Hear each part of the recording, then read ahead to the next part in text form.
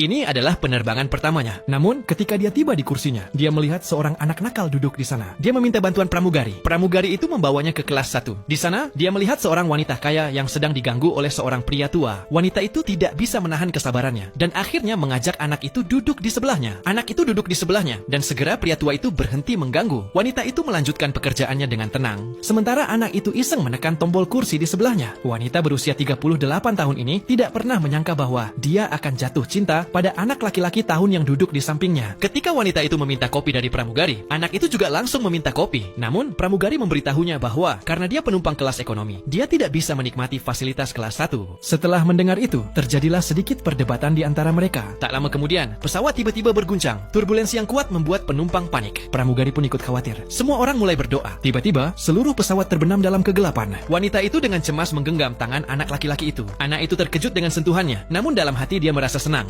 Akhirnya, pesawat mendarat dengan selamat. Ketika wanita itu akan meninggalkan kursinya, anak itu dengan bercanda berkata, "Untung kita berdua tidak mati bersama." Dia kemudian memperkenalkan dirinya, dan wanita itu tertawa, serta memperkenalkan dirinya juga. Wanita itu turun dari pesawat, namun anak itu baru menyadari bahwa flash drive-nya tertinggal. Dia segera berlari keluar dari bandara untuk mengembalikan flash drive itu pada wanita tersebut. Namun, wanita itu sudah pergi dengan mobilnya. Setibanya di kantor, wanita itu memeriksa komputernya dan mengetahui bahwa flash drive-nya hilang. Dia merasa sangat kecewa. Tiba-tiba, dia melihat selembar kertas di dekatnya. Ternyata, anak laki-laki itu datang ke kantornya untuk bertemu dengannya. Tapi setelah menunggu lama, dia pergi. Wanita itu segera menghubungi anak itu. Mereka berencana untuk bertemu. Anak itu memberitahunya alamat sebuah bar. Wanita itu belum pernah pergi ke tempat seperti itu. Tapi karena ingin mengambil barangnya, dia pun pergi. Di bar, ketika wanita itu bertemu dengan anak itu, ternyata dia tidak membawa barang yang dimaksud. Karena itu, wanita itu harus pergi ke rumah anak itu untuk mengambil barangnya. Namun, saat melihat skuter listrik anak itu, dia sangat terkejut. Dia belum pernah naik kendaraan seperti itu, yang mengharuskan memakai helm. Anak itu langsung membantu dan mengenakan helm untuknya. Seorang rekan wanita di tempat kerja melihat kejadian itu dan diam-diam mengambil foto mereka. Keesokan harinya, ketika wanita itu tiba di kantor, dia melihat rekan-rekannya berbisik dan memandangnya dengan pandangan aneh. Kemudian, asistennya menunjukkan foto tersebut. Begitu melihatnya, wanita itu terkejut. Dia langsung pergi menemui mitra bisnisnya dan mencoba menjelaskan. Namun mitranya tidak marah. Justru, dia merasa senang dengan perubahan wanita itu. Apa yang baru saja terjadi membuat pikiran wanita itu kacau. Setelah berpikir sepanjang malam, dia akhirnya membuat keputusan besar dalam keadaan mabuk yang akan mengubah hidupnya. Keesokan harinya, dia mengenakan pakaian yang sangat menarik dan langsung menuju ke sekolah anak itu. Begitu anak-anak laki-laki melihatnya, mereka semua merasa gelisah dan bersemangat.